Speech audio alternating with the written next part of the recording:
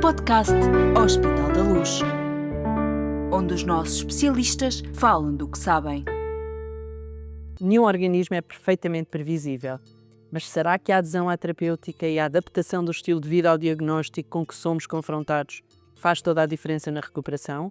Cumprir tudo à risca fará do doente um doente perfeito? Nesta nova rúbrica do podcast Hospital da Luz, vamos falar de casos únicos de pessoas cuja recuperação foi ou está a ser um sucesso.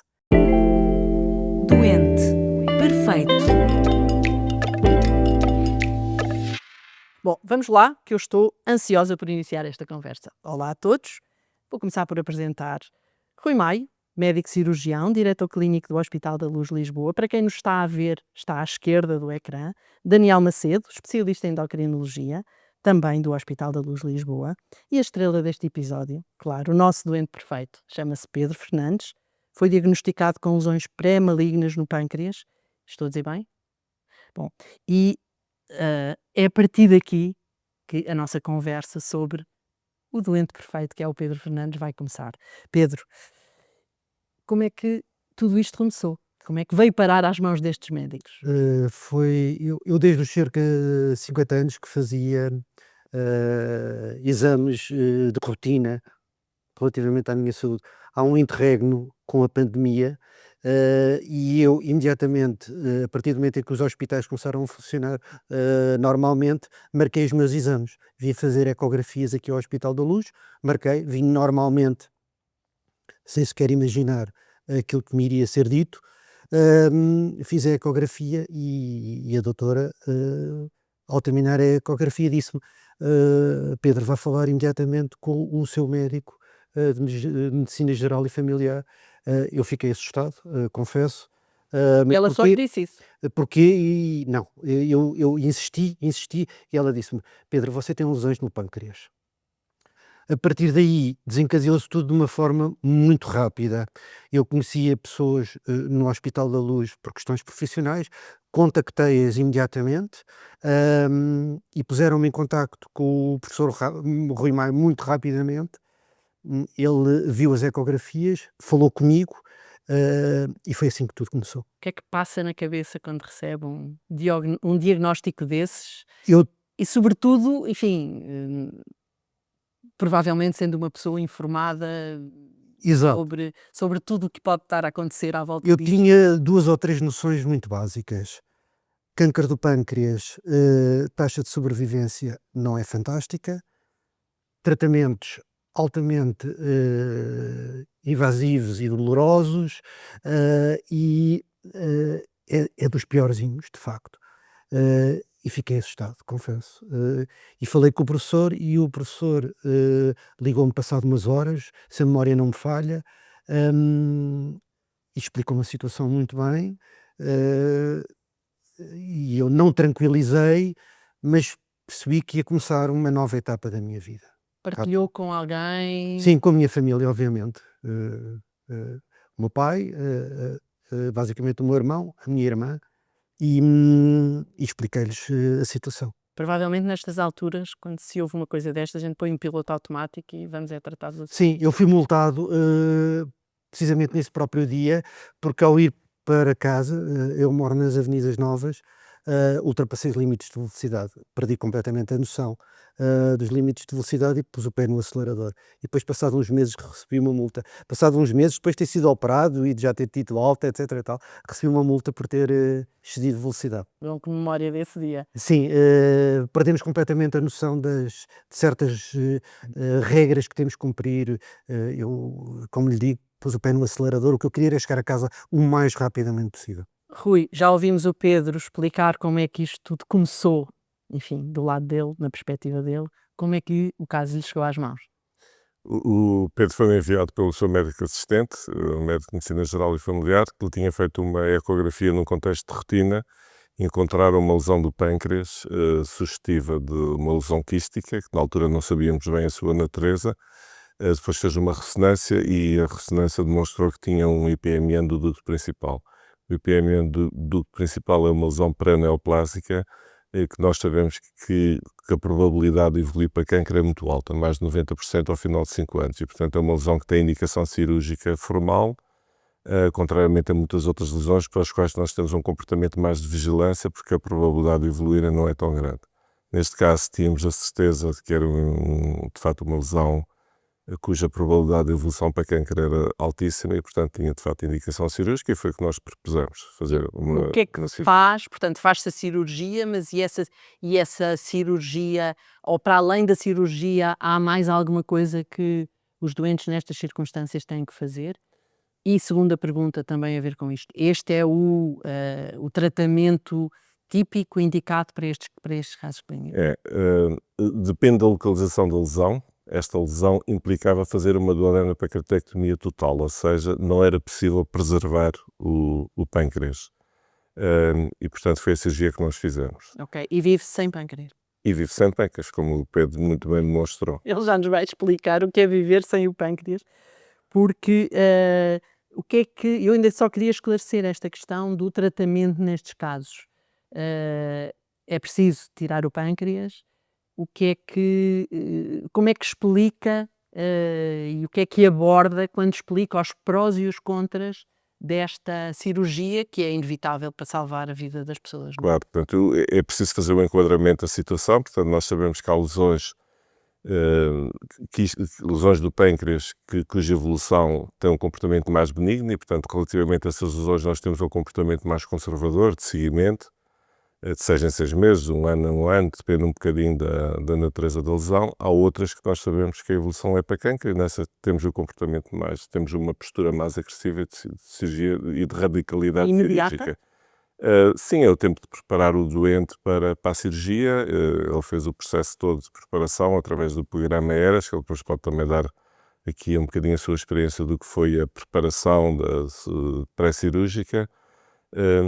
Mas basicamente é preparar a cirurgia porque nós, e fazemos uma cirurgia radical, uma cirurgia oncológica, porque nós nunca sabemos se esta lesão é pré-maligna ou se de facto já existem células malignas e aí o comportamento depois será diferente. Mas o Pedro disse que o Rui explicou tudo muito bem. Refere-se a isto? É isto, Pedro? Foi isto Sim, eu que o tive, professor Pedro explicou? tive muito rapidamente uma consulta com o professor Maio e ele, com uma enorme calma, transmitiu-me a informação com muita calma e deu-me 2 cenários. Ele não me disse automaticamente que eu tinha que ser operado, mas explicou-me esta situação da evolução para cancro. Uma delas era vigiarmos com muita frequência, de 3 em 3 meses, e outra era fazermos uma cirurgia altamente invasiva, em que eu ficaria sem pâncreas, ficaria diabético, e disse-me uma coisa que me tranquilizou muito, que foi, e eu perguntei, vive-se sem pâncreas? E ele disse-me, você, Pedro, só tem que controlar a sua diabetes. Se você controlar a sua diabetes, você viverá o tempo que viveria normalmente com um pâncreas saudável. Se tiver que morrer aos 70, morre. Se tiver que morrer aos 80, morre. O pâncreas é substituível. Se você controlar a diabetes, você não terá problemas de saúde. E Pedro, tinha noção do que era a diabetes? nesta altura? Tinha. Ou concentrou-se mais no Tinha no tema dos tinha pâncreas e por da contacto lesão com pessoas que maligna? são diabéticas, tinha uma noção distante, mas sabia o que era a diabetes. E para mim nunca houve sequer no prato da balança os problemas que a diabetes pode trazer ou ter um cancro no pâncreas. Para mim a diabetes era insignificante perante a possibilidade de um cancro do pâncreas. Tanto que o professor, na altura, mandou-me para casa pensar, eu lembro-me muito bem desse momento, mandou-me para casa pensar qual era a solução. E eu disse, não, vamos marcar. E lembro-me que ele me disse, Pedro, mas você não vai ter cancro do pâncreas nos próximos 3 meses. E eu disse-lhe, mas professor, o que é que eu vou fazer para casa 3 meses?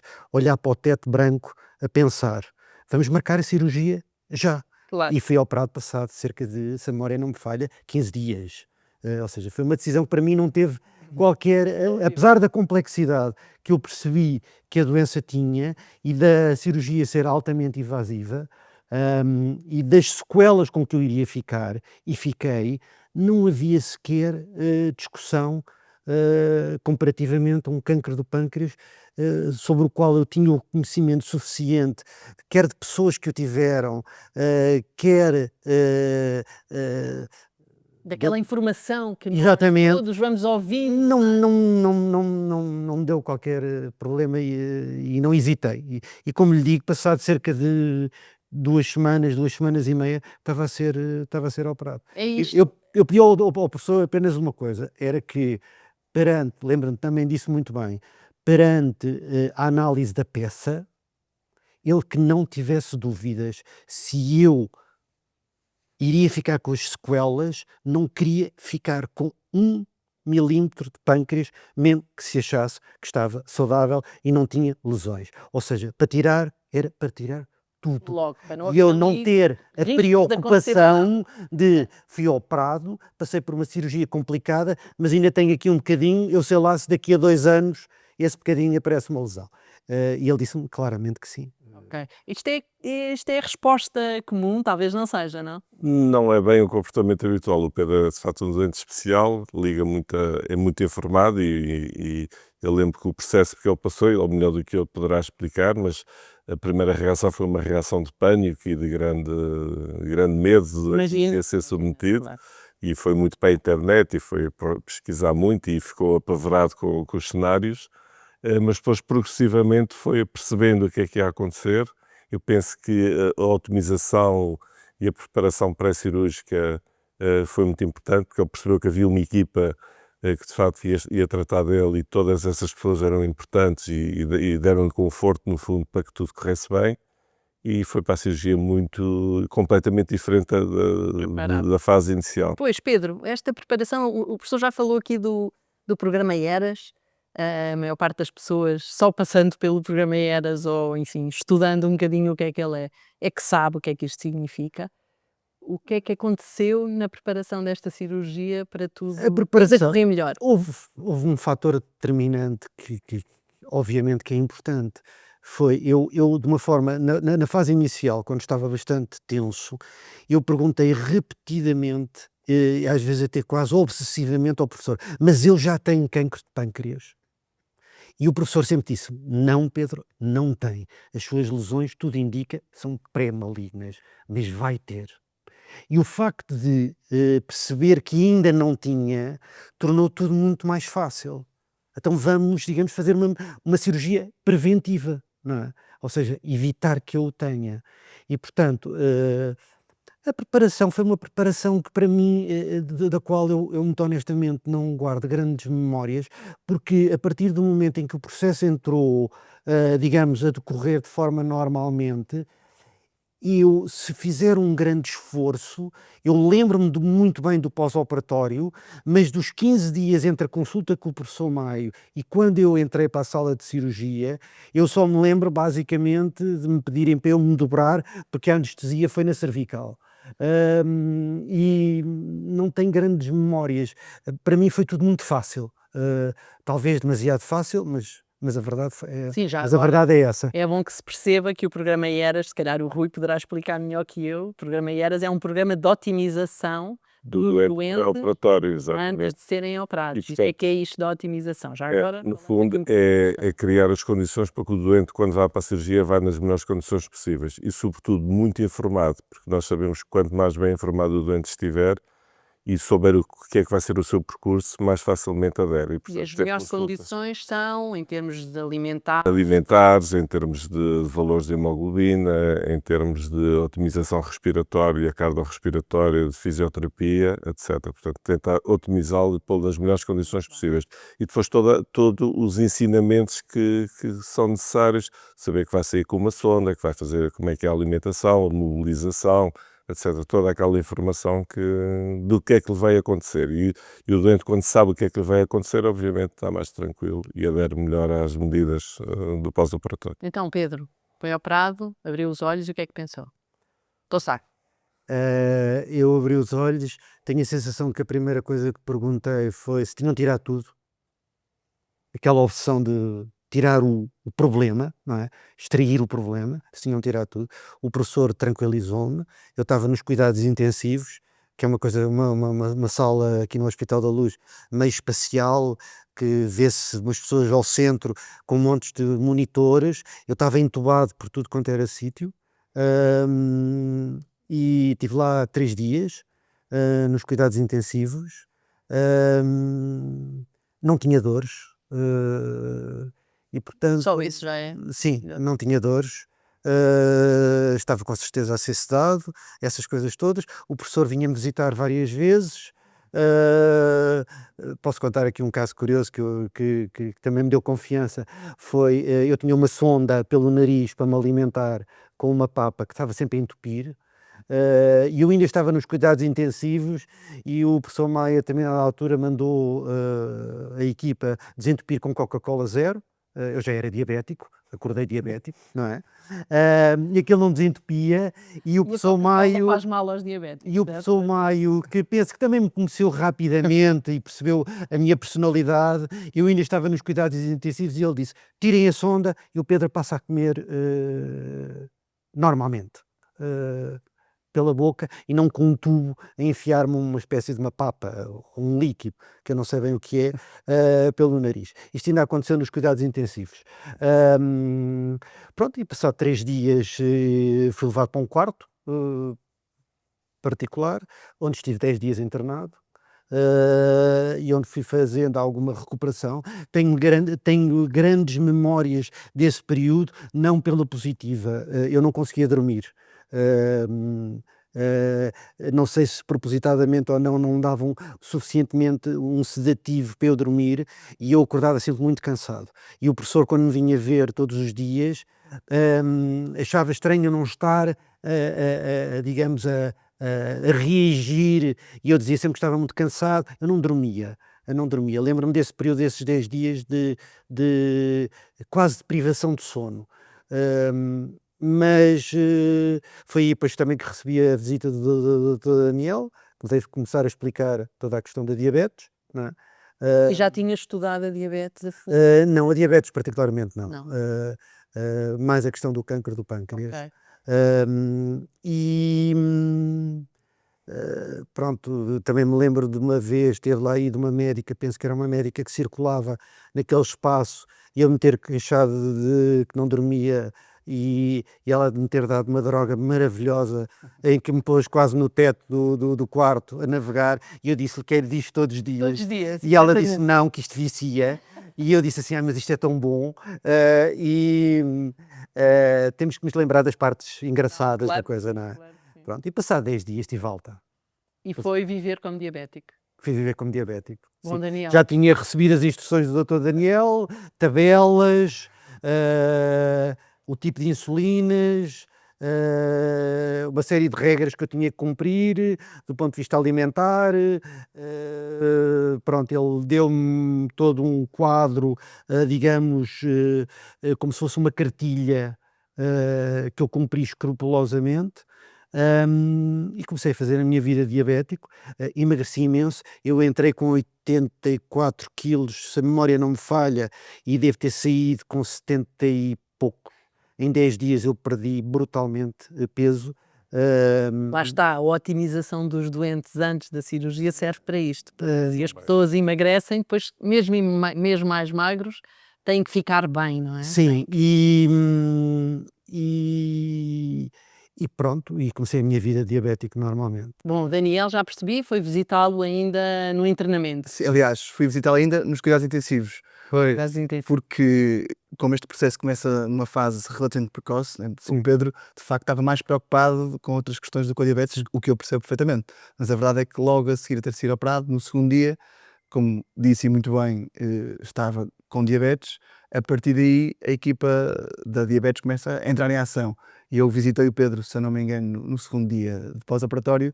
E no fundo essa primeira visita é uma visita muito curta, em que eu simplesmente explico aquilo que ele já sabe que é diabetes, sim, agora mas está-me a dou falar dois ou disso, três tenho uma certa pormenores, memória disso. que é, vai ter que fazer 2 tipos de insulina, vai ter que fazer uma avaliação da glicemia de uma determinada fase, numa fase primeiro picar o dedo, hoje em dia com os sensores de monitorização contínua de glicose mais facilmente, e a pessoa vai tendo um primeiro impacto do que é que vai ser a vida a partir desse dia. Depois, uma coisa também muito importante é que quando vai para o quarto, não só eu continuei a visitar o Pedro, mas também entrou em ação a equipa Eu lembro mais das diabetes, visitas.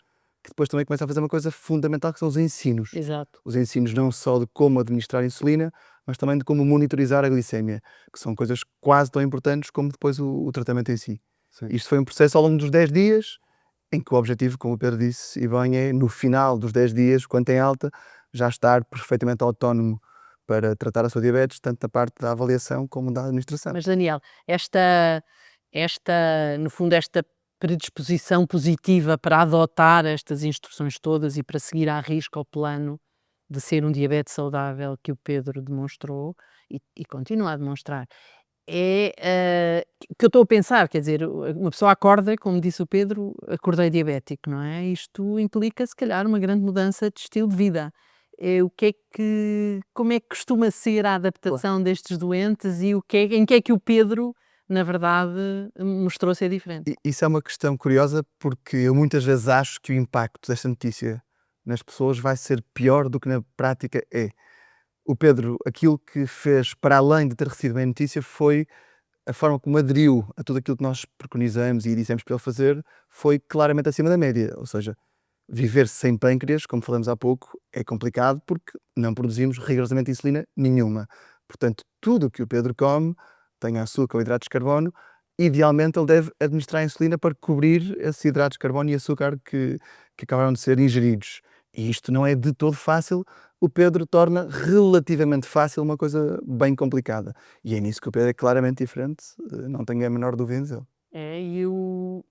Com que regularidade é que vê o Pedro? Pedro, é muito Princípio ligado da ao meia Daniel idade. Agora é mais- Mudou um bocadinho a Bem, alçada. Início, vemos com muita frequência, ou seja, o Pedro tem alta, e se corrija se eu estiver enganado, nós vemos na semana seguinte no enfermeiro para mostrar valores da glicemia, Sim. em que eu também vou à consulta de enfermagem. Depois, passado 1 ou 2 semanas, conforme as glicemias estejam melhores ou piores, vemos em consulta, e a partir daí 3 semanas, 1 mês, 2 meses, e hoje em dia, que as coisas estão 6 em 6, muito 8 em bem, 8, não de é? 6 em 6 meses, sim, ou 8 em 8. O que é que mudou Eu ao princípio, na vida de Pedro? eu também acho que aqui há coisas interessantes que é depois explicar.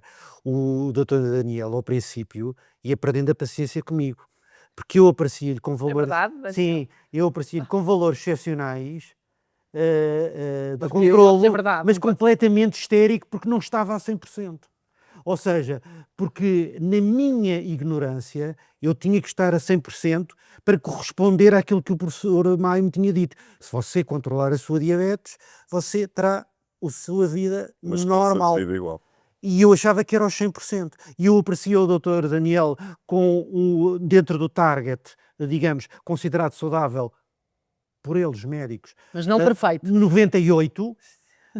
E há uma consulta que eu não me esqueço, em que o Dr. Daniel disse assim: Pedro, você está a precisar de ajuda psicológica, porque um tipo como você, que me chega aqui permanentemente com targets de 97, 98, 99% e está nessa excitação e nesse nervosismo, isso não é normal. Eu disse: doutor, mas isto não é mau, eu não tenho que estar a 100%. Eu disse: Pedro, por amor de Deus, há diabéticos que estão a 70, outros que estão a 60, você está com níveis ótimos.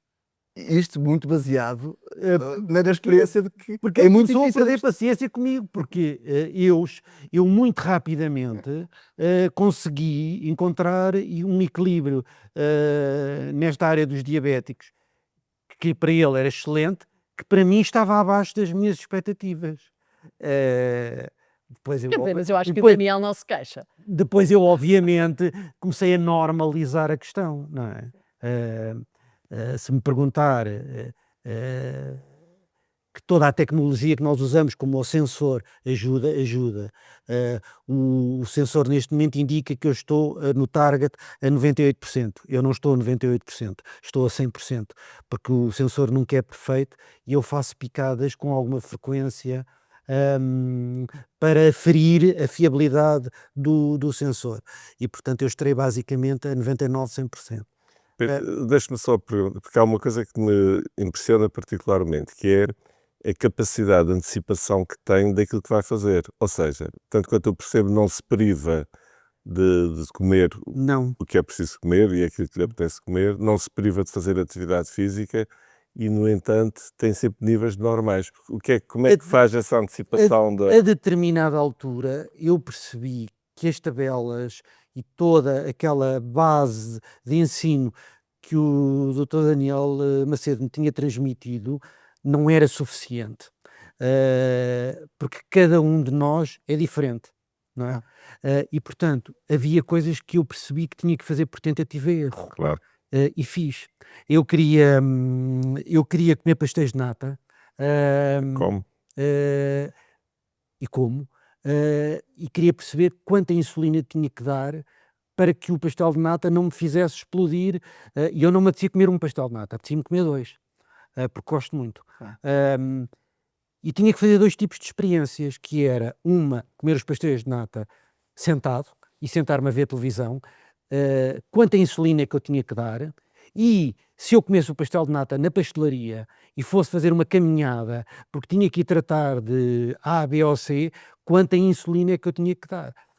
E rapidamente eu percebi, e digamos, não assentei num papel, ficou tudo na minha cabeça, que se eu andasse teria que dar muito menos insulina, porque mesmo com o pastel de nata iria entrar em hipoglicemia, se desse a insulina que teria que dar se ficasse sentado a ver televisão com 2 pastéis de nata. E, portanto, eu por tentativa e erro fui fazendo uma série de experiências comigo próprio, que me permitem, hoje em dia, gerir. Eu não como pastéis de nata todos os dias, não como mesmo, mas numa festa como leite de creme, como mousse de chocolate, como essas coisas todas, e não tenho... hiperglicemia? Não, ela sobe até aos 160, 170 e depois começa a descer. Quanto é que anda por dia? Eu ando por dia sensivelmente 10, 12 quilómetros.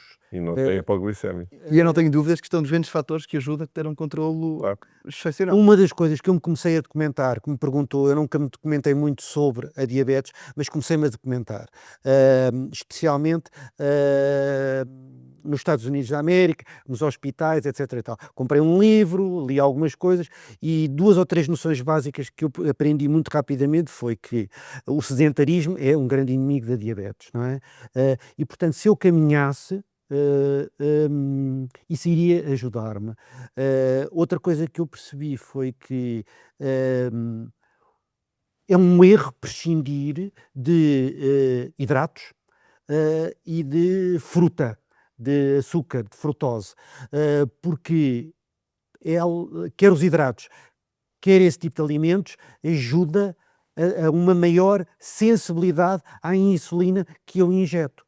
Portanto, era preciso eu encontrar também formas de ser sensível à insulina. E eu consegui isso, obviamente. O Pedro, no fundo, eu dou muito pouca insulina. O Pedro controla muito bem os 2 principais fatores que complicam o tratamento da diabetes, que é a alimentação e a atividade / exercício físico. Sim. Ou seja, que não haja dúvidas que a chave é aí e depois todo o trabalho que o Pedro faz por trás para perceber que se tem um determinado comportamento vai conseguir mimetizá-lo amanhã, dando um bocadinho mais de insulina para estar ainda melhor. Que esse é o trabalho que é difícil de fazer, mas que o Pedro conseguiu, que é, ok, hoje não correu tão bem porque eu fiz uma caminhada um bocadinho mais longa, portanto amanhã se eu andar menos um bocadinho, já não vou ter aquela hipoglicemia. E isso é sendo mais importante. Muito rapidamente, eu também percebi, o Dr. Daniel também me ensinou uma coisa que ainda hoje me serve de matriz para a minha gestão da diabetes, que é, nós nunca temos o nosso organismo não reage da mesma forma todos os dias a fatores semelhantes. Por exemplo, eu hoje posso comer um pastel de nata e precisar de mais insulina, e daqui a 2 dias não, por exemplo. Isso também tornou mais fácil a gestão, ou seja, eu percebo perfeitamente, quer pela tecnologia, que neste específico dia, apesar de eu ter comido um pastel de nata igual àquele que comia há 3 dias atrás, ou outro bolo qualquer, um de Chess ou uma coisa qualquer, ou uma pirâmide de chocolate, eu vou precisar de um bocadinho mais de insulina. Pronto. E essas noções que ele me ensinou são importantes. E ensinam também que ao longo do ano vai haver alterações que serão que implicarão necessidades de reajustamento da insulina lenta. O diabético já agora toma 2 tipos de insulina, o Dr. Daniel poderá explicar melhor, mas a lenta, que se dá uma vez por dia, e a rápida, que se dá a todas as refeições, sempre que a gente ingere qualquer coisa. E, por exemplo, eu neste momento estou a passar essa fase. Ou seja, eu venho de uma fase de muito pouca necessidade lenta, e iremos falar brevemente quando tivermos consulta sobre isso, e eu estou a sentir que tenho necessidades neste momento de mais lenta do que Mas tinha. nunca pode parar de Não, eu sinto isso perfeitamente. Eu passei a gerir isto como algo bastante, talvez não seja a palavra mais correta de dizer, mas fácil. Eu aprendi a conhecer o meu organismo, não é? Eles ensinaram-me a conhecer o meu organismo. Deram-me as bases, explicaram-me muito facilmente que as necessidades mudam, e que eu tenho que estar preparado com algum grau de rapidez para fazer essas alterações, para manter as curvas de glicémia relativamente estáveis. Isso é o quê, Pedro? Uma vida nova? Sim, eu às vezes digo isto de uma forma um bocadinho. Isto é um bocado como o réptil que tem que mudar de pele de várias vezes ao longo da sua vida, não é? Eu fui obrigado a isso, não é? Não foi um desejo meu, obviamente. Mas tirei uma pele e apareceu uma outra à qual eu aderi sem qualquer tipo de reservas e de traumas mas isto também tem a ver um pouco com a filosofia de vida da pessoa. Ou seja, eu acho que a vida são 2 dias e parte de um deles nós passamos quase a dormir, não é? E portanto temos que aproveitar a vida Muito bem. muito bem. E portanto não fiz disto um drama existencial, e penso que ambos também lhes facilitei a vida, quer ao professor Maio, quer ao Dr. Daniel. Ou seja, não dramatizei o tema de ter ficado diabético. O professor Maio explicou-me: Pedro, há 2 coisas que você nunca pode falhar na vida, é a insulina e o CREO1, porque é uma coisa que nós não estamos a falar aqui. Eu sem pâncreas também não absorvo qualquer tipo de proteína, porque perdi os enzimas pancreáticos. Portanto, eu posso comer um bife de 500 gramas que ele não é aproveitado. Portanto, eu tenho que tomar pancreatina artificial. Se você fizer essas coisas certinhas e cumprir e fizer e tal, não terá problemas. E eu não vejo isso como um drama, não era? Oh, Pedro, mas na prática faz uma vida normal. Mudou muito a sua vida entre o Faço uma vida normal, entre aspas, ou seja, eu planeio estas coisas, Claro. mas planeio-as Antecipa. não de forma obsessiva doentia, fazem parte de mim já, como antes faria outra coisa qualquer. Eu antes ia ao ginásio com uma grande frequência, era um fanático do ginásio, e aquilo para mim era um modo de vida. Hoje eu deixei o ginásio, faço as caminhadas, e tudo para mim é dar normalidade, não fazer disto um drama. Ou seja, eu planeio, obviamente, tudo isto se faz com algum planeamento, não é? Eu, por exemplo, aprendi com o Dr. Daniel: ó Pedro, veja lá, quando der insulina, veja quando é que deu à anterior, porque ela dura 2 horas, mas há vestígios dela, e portanto, eu nunca me esqueci disto. Portanto, veja lá, quando der a seguir, diminua talvez um bocadinho, porque você ainda tem insulina em circulação, porque senão arriscas a dar insulina a mais e de repente tem uma quebra desnecessária. Portanto, não planeia. Claro. Vou ver a insulina que Mas dei não se antes. priva de nada, pois não? Exatamente. Se eu já dei insulina há 3 horas atrás, já não estou preocupado. Ela já morreu, rápida. Mas se dei há 1h30 e sinto que ela está a subir e eu tenho que fazer um reajuste, eu lembro-me sempre das palavras dele: pense que ainda tem alguma insulina em circulação. Claro. Portanto, o planear é isto, basicamente. E isto é muito individual, ou seja, cada pessoa é um caso único, não é? Portanto, o diabetes tem que se conhecer a si próprio. Eu diria que ajuda a ser um bocadinho prussiano na forma como levo estas coisas. ser, O que é engraçado em si, que eu conheci ao longo de todo mas este levar processo, com naturalidade. é a grande, no fundo, grande ansiedade que tem inicialmente, mas depois a grande capacidade de adaptação que também tem Sim. às várias situações. Sim, sim, sim. É isso que faz de si um doente perfeito. Este espírito positivo que o. Não podíamos acabar isto melhor. Este espírito positivo, no fundo, que o Pedro, de capacidade de adaptação, enfim, mude para cima, é muito útil, naturalmente.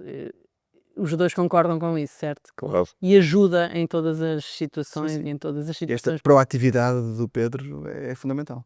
Ele liga muito. Então, Já ligou mais.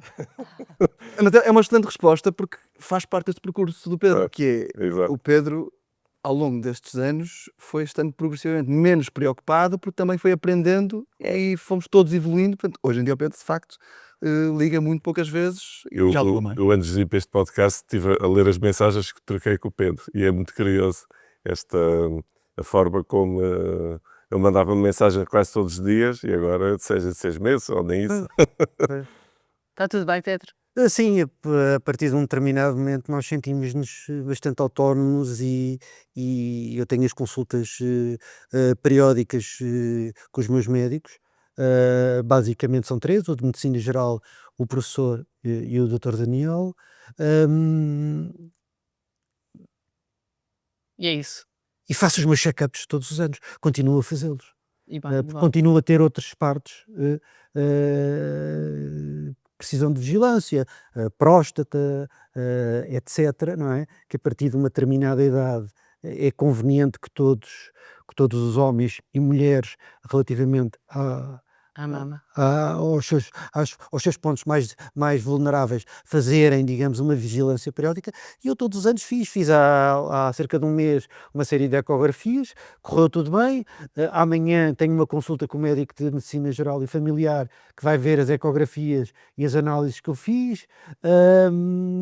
Daqui a um mês tenho uma consulta, a minha consulta, já penso que há 6 ou 7 meses que não tinha consulta com o Dr. Daniel, tenho uma catrefa de análises para fazer. O professor Maio passou de 6 a 6 meses para consultas de ano a ano. Achou que tinha chegado à altura, passado 4 anos e meio da minha cirurgia, que chegou à altura de espaçarmos a nossa conversa. Eu também sei que se precisar de alguma coisa, que lhes mando uma mensagem e eles respondem-me com rapidez. Portanto, Três doutores, está tudo bem com o Pedro? Está ótimo. Não poderia dizer melhor, está fantástico. Muito Quer bem. do ponto de vista oncológico, quer do ponto de vista metabólico, digamos assim. Da diabetes. Com um grande mérito do próprio, como vimos.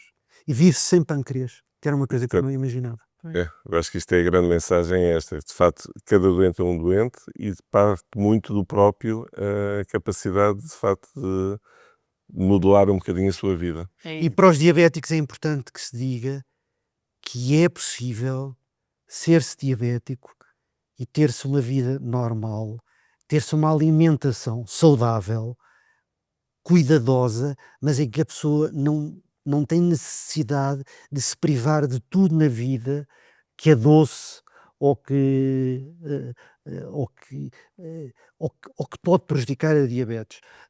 Com o conhecimento do seu organismo e com método e com tranquilidade, não é fácil, mas é possível. Muito bem, não podíamos ter E começado melhor. Diga, deixa-me diga. só acabar uma coisa que eu acho que é importante. Isto podia ser só conversa, mas não, nós temos os registros das glicémias do Pedro Não é todo conversa só. e, Está à vista. e o Daniel, talvez melhor do que eu, sabe responder, possa dar esse testemunho, que de facto são absolutamente exemplares. São tão exemplares que, antes de começarmos a gravar este podcast, o Pedro mostrou-me como é que estava o controle dele e, mais uma vez, estava com 99% de tempo no alvo, em que eu lhe disse, não podia estar melhor. Bom, é assim, é um doente perfeito e não podíamos acabar melhor. Eu quero agradecer aos três por terem partilhado connosco o vosso testemunho, a vossa experiência e, sobretudo, esta mensagem de que vive-se sem pâncreas e vive-se bem e é possível viver e é possível ultrapassar um diagnóstico difícil e dar um rumo novo à vida e ir por aí. Bom, Eu despeço-me aqui, obrigada mais uma vez, obrigada por terem aceitado este convite. Uma mensagem muito importante, para além daquelas que já fizeram questão de passar, check-ups regulares, é muito importante fazer os rastreios obrigatórios. Provavelmente foi isso que salvou a vida do Pedro. Não tenho dúvida. E pronto, e nós voltamos. Haverá mais episódios e novas histórias surpreendentes como a do Pedro neste podcast Hospital da Luz sobre os doentes perfeitos do Hospital da Luz. Obrigada, até breve. Obrigado. Obrigado. Podcast Hospital da Luz, onde os nossos especialistas falam do que sabem.